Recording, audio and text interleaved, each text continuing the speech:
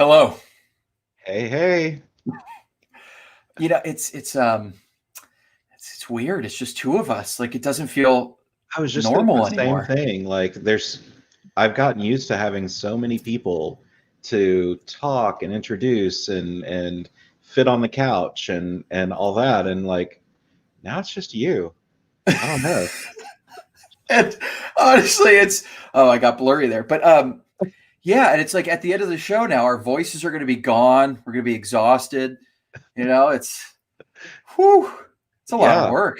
I know. But but I have to say I do like getting to demo some things. And today I'm gonna get to demo, which is fun. And hello to our friends. Yeah. Good to see you again, Satya, Satya. I don't recognize Malik Malik, Iwar, maybe? hello. Hey, welcome. Good to have you on the show. What are we going to talk Yeah. about today? What are we going to talk about? So, this is something that's been on my mind for a while and I've been wanting to talk about, and it's um, secrets integration with ECS. Um, you know, generally when you're deploying containers, to any orchestrator, right? ECS, Kubernetes, doesn't matter what orchestrator, Mesos, um, Nomad. I'm trying to name all of them now. I think you maybe did. I don't know. I I can't think think we're of any done. others. Swarm. I don't know. But Oh when you're yeah. deploying All right. containers, right, you're going to have secrets. It's inevitable. There's going to be secrets. Your application needs to talk to another something that requires some sort of API key or username and password. And obviously we don't want secrets in our code, right? That's Right. bad. Yes, Like because then that's they're checked in. I mean, they're bad on. It's bad on so many levels. It's checked in. It's part of your code. Everyone that can see your code can get your secret, et cetera, et cetera. So yes, yeah. never do that. No. And like even if you delete it from Git, right? It's still there. It's history. Git loves Exactly. history. Exactly. So You must go change that password if you ever do that. yes, and the wise stone, yes. Oops, Uh, you and I competing. Um, but wait, not supposed to hard code those? No wonder I fail. Yeah, you could do it. It's just not recommended. It's generally not a good practice. Yeah, I mean it's easy. It does Yes. help things. And if you really want someone else to take over your database, then that's definitely, one way to go. Yeah. So, You want a nice ransomware attack? Go for it.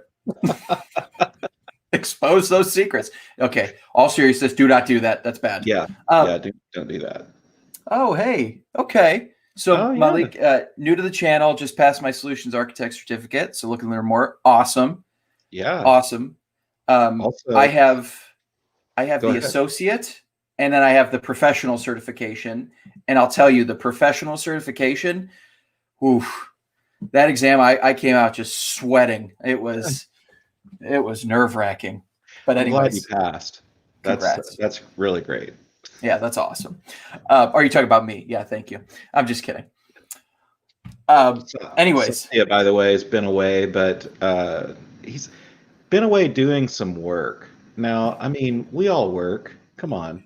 You could still be here. That's okay. no excuse. That's No right. excuse. That's right. Texan Raj, welcome back. Good to see you Hey, again. yes. Um, yeah, definitely not an easy one. It's true. Yeah. I can't decide how I feel. Like, I definitely am on board with other people getting certifications, but I don't know if you know about my background, but I have a background in teaching certifications, teaching Red Hat courses way back in the day. And I did that for so many years. And after so long of teaching and then maintaining my own certifications and helping other people get certified, it felt so good to like get off that horse and not have to worry about being certified in anything that I don't necessarily want to go back. So I'm kind of like, you go get your certifications. That's great. I'm gonna sit back and not have mine Listen, and kind of enjoy it. you've paved the way, Brent. It's okay. Like you've done your time. All right, you have served your time. You can. You can just take a step back for a while. It's Thanks. understood. I feel good. Um, but yeah, listen, and there's a lot of certifications, AWS certifications, and I think it's either 2 years or 4 years that they're good for. I don't remember. Maybe it's 2, but maybe it's 4. I don't know. It's We online should somewhere. we should have someone from the training and certification team on the show. Yes, I like that. What do And you think talk through the about that? certs. That Yeah, sounds like a really good idea. or talk through maybe an EKS course. I don't think there's a course yet or a certification yet, but you got to start somewhere. So Yeah, that could be an interesting thing to talk about. I like that. Yeah, and Hey, yeah, but yeah, listen, I'll tell you this. In the meantime, containers from the couch, our goal is to serve as that content for you, right? exactly. You should be able to go to containersfromthecouch.com and learn about everything that there is to know. Everything, just everything that there is should exist on that site someday. So hopefully, Honestly, if we have just 365 days worth, I mean, you're set. And we're on our yeah, way to that. We're working towards that. that's right. So, We're doing our best. So, well, with today, we're going to talk secrets and how to keep them a secret. Would you say that's a fair way to say it? that's a perfect way of saying it. And so let's get into that. What do you say? Let's start and let's start talking about secrets in ECS. So What's the I'm going. problem? Why is like what is actually so hard about keeping a secret a secret? Why is this such a big deal? Boy, that's a big question, right? And I think it's a good question. Okay, but in all seriousness, we because at the end of the day, we don't want to expose our secrets to nefarious people or even to innocent people on our team that may want to try something in production just to and accidentally make a mistake or expose something that they shouldn't have. So secrets are a key to protecting our data, right? Or protecting our resources. And we don't want to just give that key to the world. And listen, even if you have a key, but you put it in, let's say, an environment variable in your code, what you're doing is you're not necessarily handing your key to the world, but you're putting it on a platter for the world to see. And then if they have access, they can use that key to access whatever it is that key will grant you access to. So I think that's kind of the big picture here is we need secrets to talk to resources, but we want to protect our secrets. So we can't have just anyone come in and access those resources because that contains sensitive data or data that we don't want to share outside, right? Absolutely. Yeah. The fewer people that know your secret, the better. Yes. And absolutely not not ban Turtle Mosh said, please don't try something in production. I love that. Yes, absolutely. But listen, things happen. Sometimes you got to get into production, but yeah, at the end of the day, we shouldn't. I agree with that. Right? Stay out of production. But so the goal here is I'm going to have services that need to talk to, let's say, a database, traditional, like a relational database hosted in RDS or a database that I'm hosting on EC2.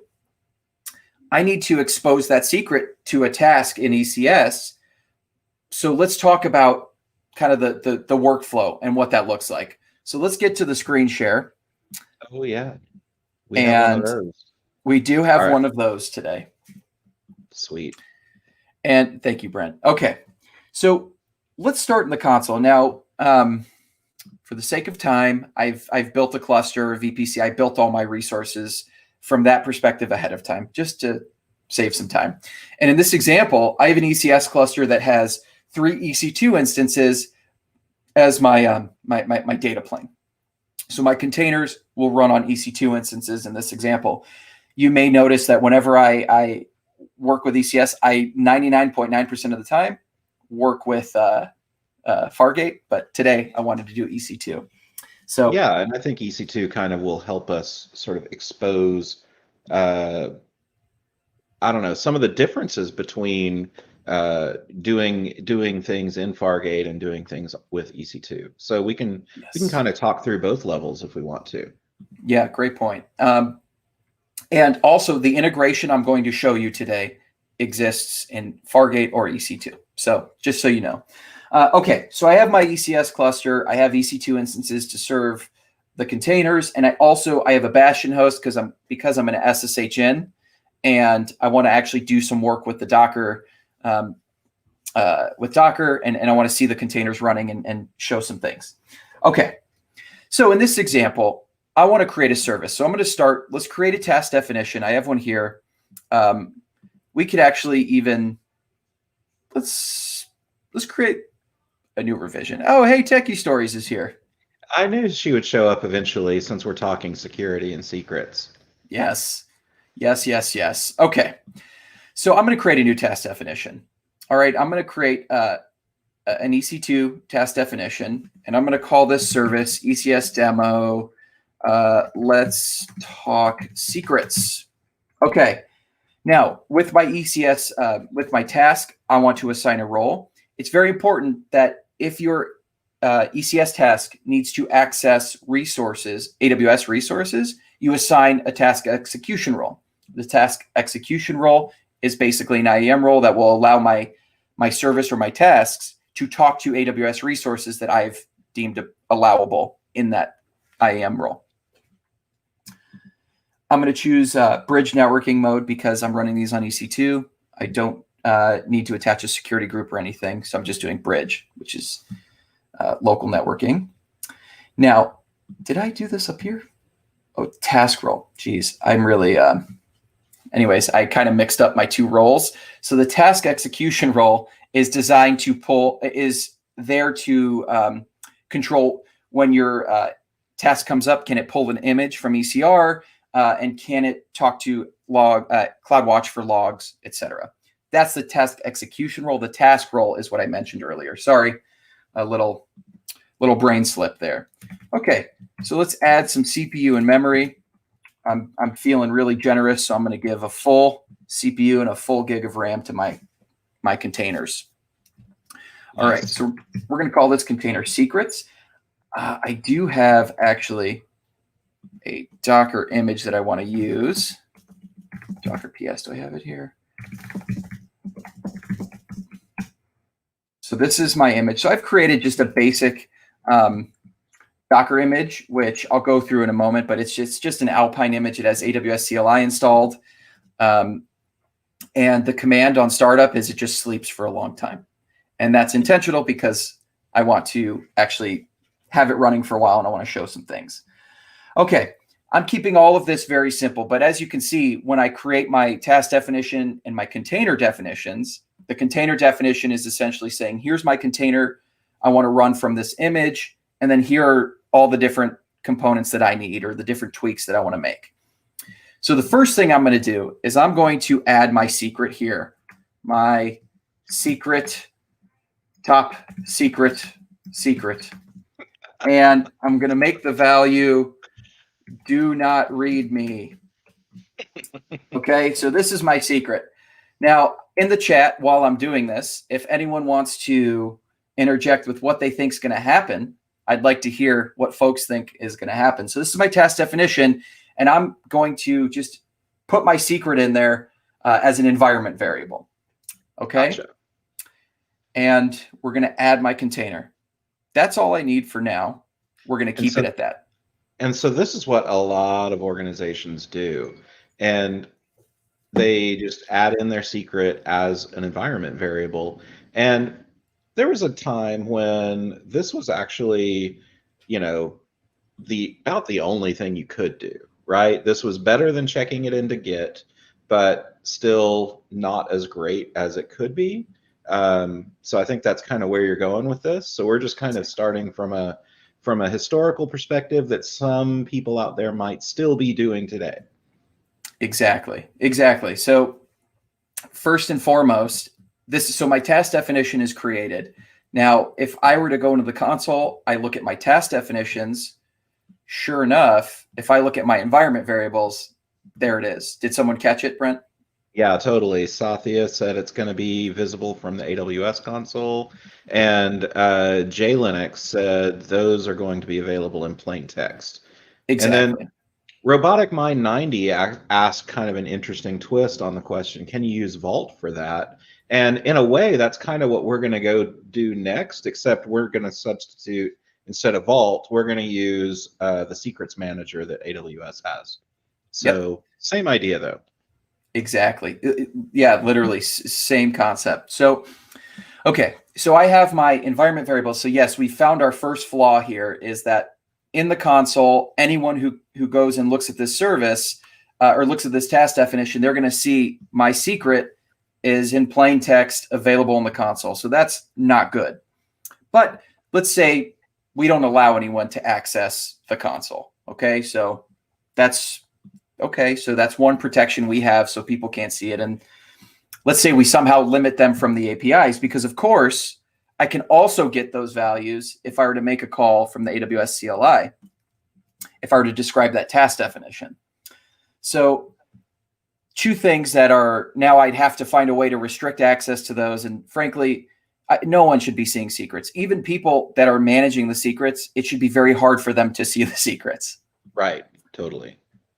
Okay, so I've created a task. Now I'm going to just create a service. And what I'm going to do is point to that task definition that I just created. I'm going to deploy it to my cluster. Secrets time is going to be the name of my service. I want to deploy 3 of those.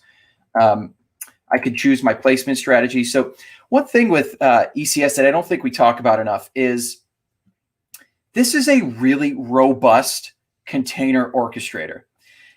And, you know, there's a lot of really cool things out there with orchestrators, but I feel like ECS, we don't talk about enough. For example, task placement. I can have a custom placement strategy. So I can say, I want my tasks spread across availability zones. I want my tasks spread across availability zones, but also packed onto each host as tightly as possible. Brent, why is that important? Why would I want to use the bin pack strategy? Efficiency. You know, you want to try and fit as much onto as few EC2 instances as possible so you can get your utilization to be as high as possible so that you could potentially turn off EC2 instances and save money. Yes. Try to, if you're going to use EC2, you want to try to pack all your containers in there so you don't have excess capacity. Yep. Okay, so there's auto scaling. I could set up app mesh through here. There's a ton of stuff I can do. I'm not doing any of that fancy stuff today. We're just going super basic. Okay, so I've created a service. Now, let's first of all make sure that my service runs. So there it is. It's already started. Wow, that was quick. Yeah, that was really quick. Wow. Is this right? That feels crazy fast. Okay. So we might come back to that and discover that that's not the right service. Right. Okay. So here is the service. So it started up. Let's actually. So I have 2 instances of this service running on my my host. So what I did was I have a Bastion host. I SSH there. Then from there I SSH into my private EC2 instances that are running my containers, my tasks. So I run a Docker PS because, hey, I'm an operator. I have elevated access. Yes, I agree, Satya. Take a look. I have 2 containers running. Brent, what could I do to see the details of this active container running? Well, I think you could do Docker inspect. Yes, absolutely. And if I do a Docker inspect on that container ID, I can probably find something around environment variables, and I can see my top secret. Yeah. So 3 instances now where I'm able to see my secret in plain text. I think it's fair to say, oh, go ahead. Let's at least narrow the scope just a little bit, though. The user that you are logged in as right now, you're not root, but what groups are you a part of? If you just type ID and look at your group membership, you're in the Docker group. I think if you were to try a different user account, that is not in the Docker group, you wouldn't be able to Docker inspect the container. We should try that. Should we try that? Just That's right. sudo user add atom. Thank you for walking me through the Linux commands. And then, oh, No, it's okay. I probably need it. All right. So ID, you're not in the Docker group. Nice. Okay. I don't have the permission. Yes. Yeah. So there's still some criteria that has to be met for you to be able to see that information, but it's not super difficult criteria, right? You just have to be in a group. Exactly. And listen, I think maybe I'm being a little dramatic here. Of course, you're going to have controls in place and all that, but even there's times where you need that break glass access where someone is going to want to maybe run a Docker inspect just to see what's going on. So let's talk about it from a different dimension, so to speak, that, if this was, let's say, if it's not ECS, let's say it's EKS or Kubernetes, generally speaking, and we're talking about you are the administrator of one of the namespaces. Well, if you can connect into the EC2 instance and have this level of access, then you can Docker inspect all the containers no matter what namespace.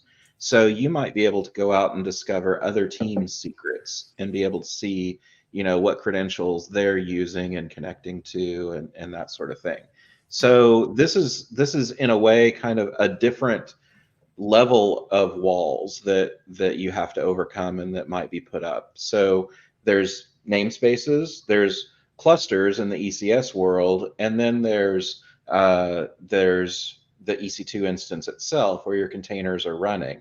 And if you can get that, then you can sort of break through the namespace wall or the cluster wall for ECS and see, basically everything you want.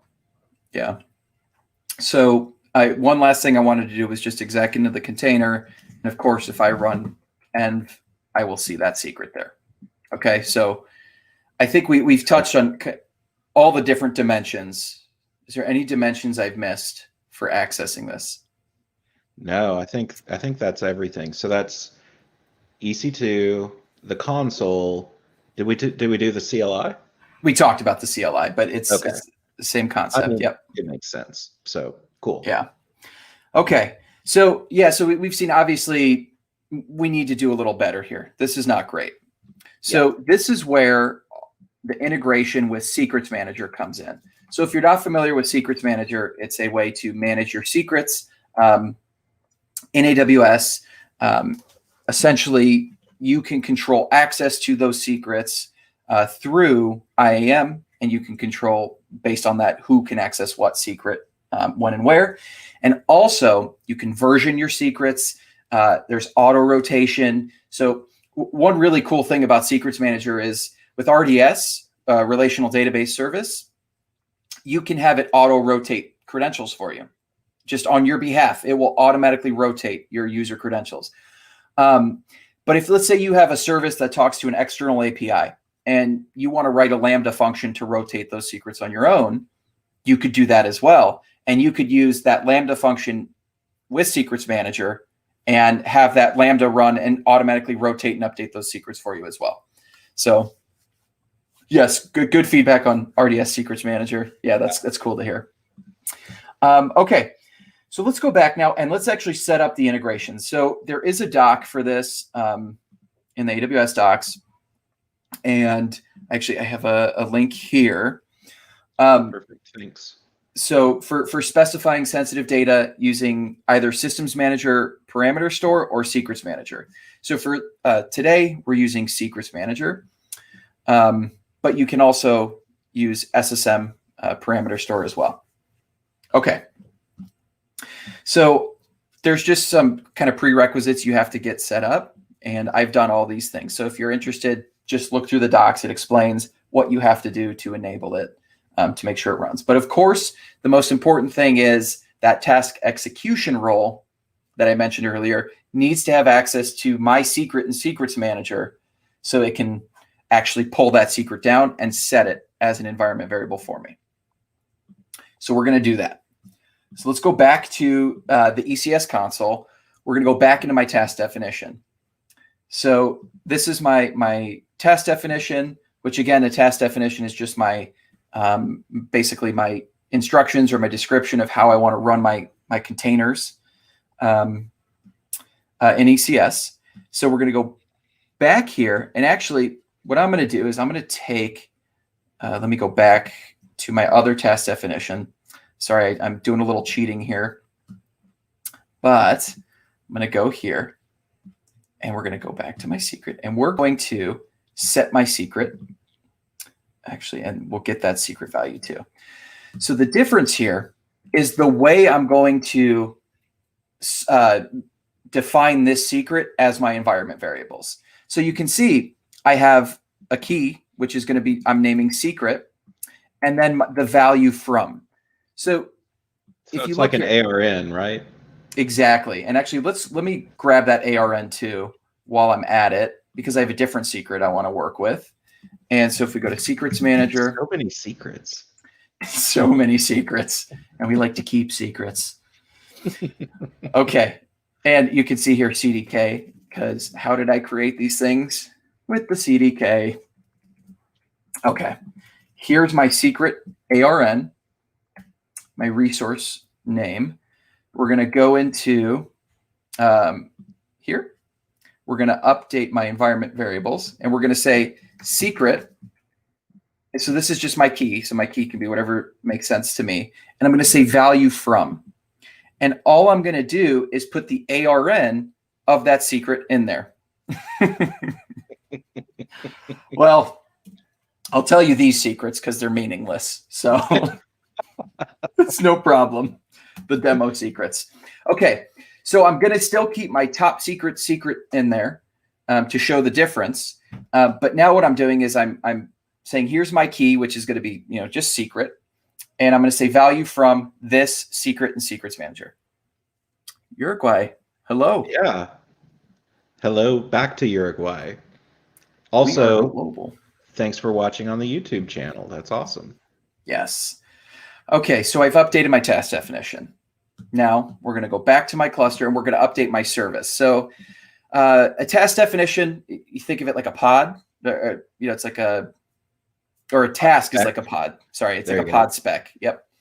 And so my service is actually going to be my deployment, this is what is managing the replicas of my service, making sure that they're running on with the expected strategy, and then the number of desired tests that we want running are always running.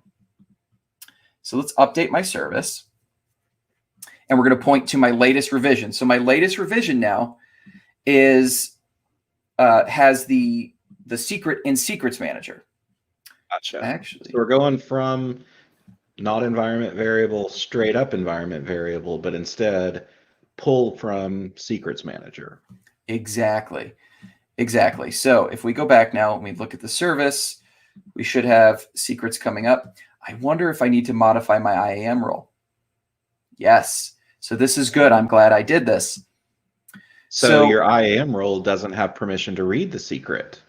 Exactly. And everything in AWS security. I shouldn't say that, but that's a big general bold statement. But generally, when you create something in AWS, it does not have permissions to do anything. You are the one that has to define what permissions that resource has. So this is a great example. Least privilege. My service tried to start, my task tried to start, and guess what? It can't, because it can't fetch that secret that we told it to fetch. So let's go to the IAM role and let's actually modify that, because that's not cool. So we're going to go to my task execution role, and we're going to go to my permissions. And as you can see, sometimes for demos, I get a little lazy. I gave myself full CloudWatch logs access. Please don't judge me. And I'm going to edit my policy on the fly here. Again, of course, all this stuff, please do it as code. But for demos, it's okay, right? It's okay. Yeah, that's what I tell myself. That's how I sleep. I mean, this is JSON. That's code. That's code. Okay. So here's our resource. So I pointed now to my new secret. Can you make it a bit bigger as Yes. Zoom didn't work. My apologies. Thank you for mentioning that. We should have asked earlier. Okay, so here's my secret, and you can see I'm giving access to Secrets Manager to describe the secret and to get that value. Cool. Okay. So you remember how there were two IAM roles? There was the task execution role and then the task role. Is that what it was? Yep, exactly. And you modified the task execution role, which is basically when we bring up a task, sometimes we need to do things on behalf of that task. One of the things might be go read a secret. One of the things might be pull an image from ECR or write a log to CloudWatch Logs. So these are all things we're doing on behalf of that container that's going to come up. But then there's the task role itself. And the task role is when the container is up and running, what permissions does it have to be able to reach out to other resources? Yes, very well said. And so I just made the screen a little bigger. Someone had complained it was a little small. So hopefully it's better now. Yeah, okay. let us know. Hopefully that helps. Yeah. So what I'm going to do is I deployed. It looks like, I wonder if it's still having errors or problems. Let's see. It usually there's like an exponential back off before it, so it doesn't just keep pounding the API trying to deploy. So let's see, is that still all right? Let's kill these tasks and let's watch the new ones as they come up. And we're going to just stop them. So all I'm doing is just stopping the running tasks, and I want the scheduler to spawn new tasks. And again, it's because there's this exponential back off because it failed. It doesn't want to keep failing constantly. So I may just quickly update and force a deployment. Let's do that. And we've updated the service. We've forced a deployment. So we should see here shortly, unless I did something wrong in my IAM policy, which may be possible. Oh, that's true. You could have missed a comma. Yeah, let's see. It's still not able to fetch. Did I put the right secret in there? Okay, so this is good though. Errors are good. You know what though? For the sake of time, I will come back and troubleshoot this later. This is just I have a comma somewhere or the wrong value somewhere. So I'm actually going to, let's see. Is it running? Wow, right as I say that, it starts to work. That's lovely. Okay. Amazing. So that's perfect. Let's go back to the instance. Actually, no. Rewind. Let's go to the task. And let's look at our task that's running. So if you notice, we have environment variables. We have my secret, top secret that you can read. But what we don't have is that other secret. Right, which you just made the key secret, right? Yep, correct. And we don't even see that it's like, we don't even see the key. Yep. Interesting. Yeah, so I believe this may just be a console thing, but you can see through the CLI. You should be able to see that because it's in the task definition. Now, let's go into the instance. So we're back on the EC2 instance. I'm going to run a Docker PS. And here is my service. It's up and running. So first things first, for funsies, I want to run a Docker inspect because I want to show you the environment variables that are available. So again, this is on the host, okay? But what you can see here is here we have this top secret, but also remember I made my key secret. Here it is. So my secret with that password is there.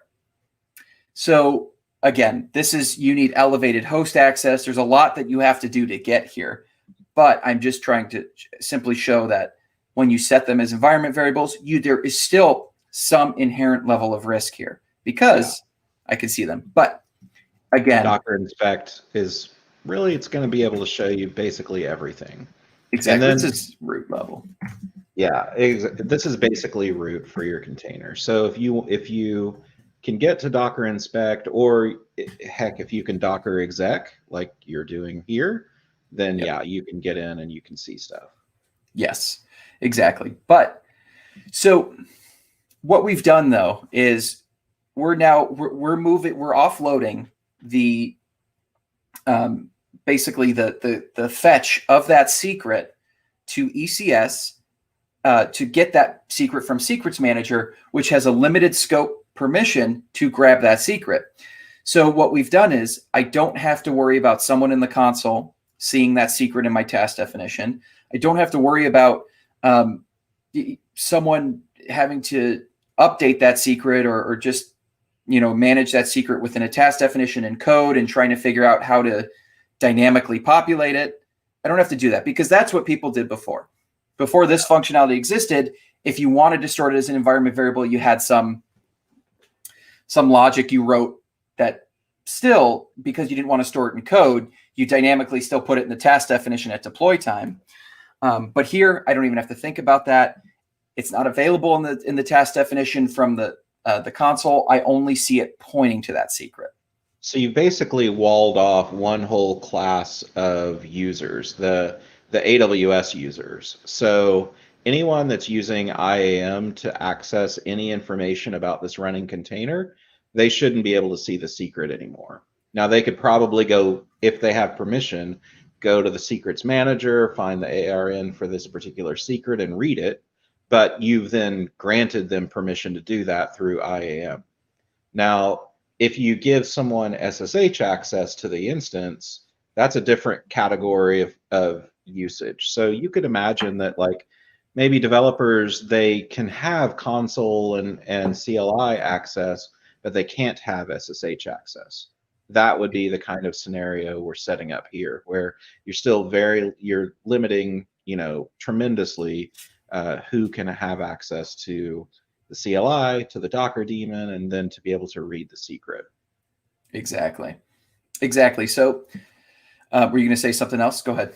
I was going to kind of shift a little bit, and Quan Hung C asks, what would be suggested mechanism for container to get secrets updates? So, okay, so assuming you're just pointing to the latest in Secrets Manager, the best practice would be when you redeploy your service, you have to just do what's called a forced deployment, which, because you're not changing anything in the task definition, you're not changing anything in the service. The secret was changed behind the scenes, right? And there's not a new Docker image, blah, blah, blah. So, excuse me. What you would do is, in the case of, I'm doing this from the console, but if it was from the command line CloudFormation, you simply just make sure that force new deployment happens, and this will trigger a new deployment. And it'll go through the same deploy like logic that would happen with a new version. So you should be able to, as long as you have your deploy logic set up to have no downtime, you would still have no downtime in this circumstance. Exactly. And, even thinking about it now, I'm kind of silly. You could just double your task count, kill your old task if you wanted to do it yourself. But the deployment, at least you let the orchestrator handle that, as Brent was saying, right? So it will double the count. If that's your how you want to manage your deployments, it'll double the count. And then once those are healthy, kill the old ones, and the new ones have the new secret. So that's how you would do it. Exactly. Okay. So, I mean, that's pretty much the secrets integration there. Oh, you beat me to it. Oh, man. Would you believe? That is just unfair. I swear. So, yeah. Good call, emotional hygiene. Yes. Yeah, that's where we're going next, as a matter of fact. Yes, a great call. So now I was going to say, but I'd say, we talk about the different ways of security, but Techie Stories, I'm sure you're going to love this. We always want to talk about defense in depth, right? There's multiple layers that we have to defend. And as we talked about, and so there was a question about man in the middle. prevention of man in the middle. I'm trying to think in this use case, what is that scenario? Well, I think in this particular case, where would the man in the middle be? I think it would have to be at the orchestrator. And there's just a certain amount of trust that you hand over in this shared responsibility model that you hand over to AWS, and you say, I trust that the orchestrator is not going to be a man in the middle, and it's going to reach out to the secrets manager, pluck the secret, and then go and build my environment, my container environment for me. So all of that is protected, of course, with TLS certificates, and the agent can validate that it's talking to the correct control plane and all of those things. We have all of that built in end to end. So I think that's what guards against a man in the middle attack. Yeah, and that's that shared responsibility model where you are responsible for securing what you're managing, but AWS in this instance manages the ECS control plane. So AWS is responsible for securing and keeping that platform available and secure. Okay. So here, okay, so this is good. So going back now on the point that emotional hygiene, that's just important, by the way. This is especially now. Yeah. Man, emotional hygiene. You know what? Emotional hygiene. I want you to take over the show because you are killing it right now. Because you are killing it right now. That is amazing. You have no secrets left. That's it. All my secrets are out there. But let's talk about that. So yes, okay. We can actually show it. I mean, it's exactly. We're not just making this stuff up. I don't know. Don't tempt emotional hygiene. I have a feeling emotional hygiene is going to post their code and outdo me here. I'm just kidding. Okay. So I have a little example in Python here. And so to speak to the point of defense in depth. So what we've done is we have our secrets as environment variables. Well, that's good, right? Because our secret is still protected. I can't, in the console, I can't see that secret. It's in Secrets Manager dynamically being pulled. And at runtime, my container can see it in the environment. But what if I was able to just say as an environment variable, here's my secret ARN in Secrets Manager. And in my code, when I connect to a database, when I connect to a service, I simply have some try catch logic, and I catch an exception if my credentials are bad. And in the case of maybe I've updated the secret behind the scenes, and how about in my code, I catch that exception, I go back to Secrets Manager, grab the latest secret, and then connect again. And so sorry, go ahead. I just said nice. Oh, sorry. Yeah, cool. So that would actually answer the key rotation question from earlier. It would be a different approach on how you could potentially rotate your secret without having to restart all of your containers. Exactly. So what you're doing here is now so if I run a Docker inspect, if I Docker exec and look at environment variables, that secret's not exposed. So I'd have to, I'd have to figure out how to read the code. I'd have to figure out where we make that call. And of course, no matter what, there's always risk everywhere, right? If you exec in, blah, blah, blah. But the point is, in defensive depth, I've really limited the scope here. And let's just run through my code and I'll walk you through what's happening. Yeah. So update. So let's read using secrets in code. Techie so now what I'm Stories doing, wants you to blow up the font a little bit. Let's blow it up. Oh no. I always. I know. Yeah. Oh no. And Brent, you have to walk me through it every time. It's like, what? Let's decide what the right number is, though. Here, you're already at. Oh gosh. I'm going 30. Okay. All right. So let's run through this again. Now I'm going to run my code. So in my code, I'm pulling a secret from Secrets Manager. I grab the secret, but now I got an exception that I talk to the database. It doesn't work. I catch the exception. I go back to Secrets Manager. I grab the new secret. And this is how you would do it in your code. So basically, if you're connecting to a Postgres database, you make your connection and it throws an exception, invalid credentials. I catch the exception. I go back to Secrets Manager, I connect again, everything's good. So I would say what we did was we started with, here's like the kind of old school original approach back when we just started using containers. We discovered it's not super secure to do it that way because we expose ourselves in multiple places. And it's also not that old, and there's bound to be people out there still doing it that way today. Absolutely. So, You're right. Thank you. so we should find those instances and we should replace them. Yes. Thank you. Great point. Like, you're right. So I just say back in the day when I was actually, working on this stuff, but you're right. And so if you see this in your environment, this is a chance. And by the way, in Kubernetes, you could do very similar integrations. So the point is, you shouldn't be storing your secrets in plain text. They shouldn't be available as an environment variable if you can avoid it. But if you do have to use an environment variable, take the action of least exposure. So you point to a secret ARN rather than just exposing a secret in your code. And so, yeah, basically we went from plain text secret to just pointing to an ARN of a secret in Secrets Manager, which helped a lot. And then, of course, the last approach was, I don't want that secret anywhere in my environment variables. I'm simply going to do it in my code and catch the exception if my parameters fail. So you might even take the approach, if you can, of if you are in control of your code, of the code that's running, then go and modify it and actually read the secret in directly. That's going to be the most preferred thing to do.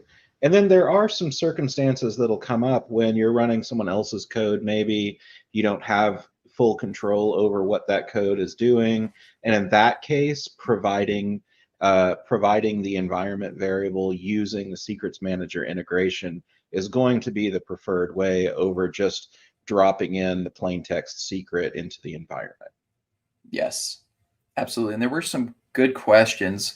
One around, I was just thinking, comparing with SSM secure string versus Secrets Manager.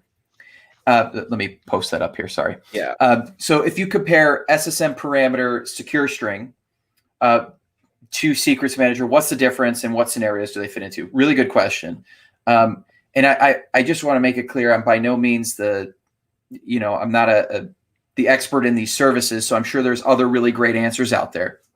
But what I'll say is this: with Secrets Manager, it has integrations with services like RDS, where it will automatically rotate secrets for me. Also, it has integrations with Lambda, where if I want to set a rotation of my own, I can do that. Whereas SSM parameter store is more of just like a key value store. It's a highly available key value store that I can also use to not just store environment parameters, environment variables, but also secrets as well. And I can encrypt those secrets. So yeah, I would say Secrets Manager is sort of the next evolution of storing secrets in parameter store, because you get that additional functionality of being able to rotate secrets and that sort of thing. Yeah. So there's and emotional hygiene mentioned. You can also utilize with Secrets Manager a Lambda function to log into RDS, test the new password, and revert if it fails. Yes, you're right. It's not pertinent to containers. I think it is pertinent to the discussion, though, that there's a lot you can do with Secrets Manager with the Lambda integrations. And I see that as being that path forward to integrations with other services that require secrets. This is probably that first point.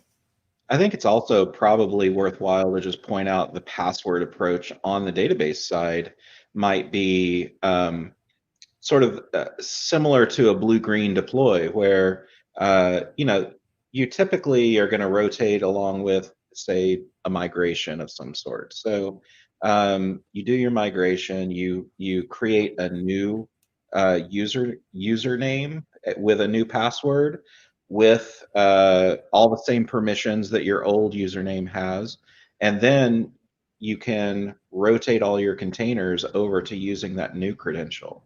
And then once you're done with that, you can deprecate or delete the old credential. And you can just keep like rotating in that format over and over again and never have any downtime. So you don't have to think about it in terms of my username is service X and the password is, something, but I'm going to change it to something else. And that's going to cause a whole bunch of errors. You could have, service XA and service XB or service X blue and service X green and rotate the passwords accordingly and then rotate the containers accordingly as well. Absolutely. Yeah. So there's a lot you can do there, but I think the moral of the story here is defense in depth, no plain text secrets in your task definitions, and so on. Yes, I agree. No plain text, exactly. No plain text anywhere, even in the environment. So yes, that's definitely the better way to go. Yeah, absolutely. All right. So That's you it. said you were gonna post your code up on containersfromthecouch.com, right? Yes. So, what you'll see going forward is, and Brent, please stop me if I'm speaking out of line here, but what you'll see going forward is with some of these videos, we will also post on Containers from the Couch. When you go to this video, you'll also see the walkthrough as well, so you can do this on your own, just to play around and test. So, yes, I will be uploading this sometime today, maybe tomorrow. I'll have the code up there. If Brent, gets the whip out, maybe it'll be sooner. I don't know. We'll commit to before the show tomorrow. How about that? Okay. Woo. I'll do it. No, it's okay. It's easy. I got it. Cool. But yeah, we will. Definitely. Awesome. All right. Well, thank you guys for watching. Thanks for all the chat, all the questions. It was awesome today. And tune in tomorrow. What's up tomorrow? What are we going to talk about tomorrow? Oh my goodness, I forgot. Oh, yeah. Let's look real quick. I think it's going to be Pavan. We're going to have Pavan on, and he's going to talk about something security. Yes. Troubleshooting your... Oh, yeah, that's right. Troubleshooting your AWS Fargate task using the integration with ptrace. Ptrace. So being able to ptrace. So we didn't ever mention that all of this that we showed today was made possible because we were using EC2. If we were using Fargate, there is no Docker exec, there's no Docker inspect. So that whole layer of information would sort of get eliminated. Well, the converse to that is also true. If you want to be able to like poke around and troubleshoot your container, doing it on EC2, you have tooling and you have availability to be able to do that. But if you're doing it in Fargate, what do you have available? So we've added a feature recently about being able to do tracing from your Fargate container, and we're going to take a look at that tomorrow. So definitely join in, and let's see how all that works. Yes. Thank you, everybody. We will see you tomorrow. Cool.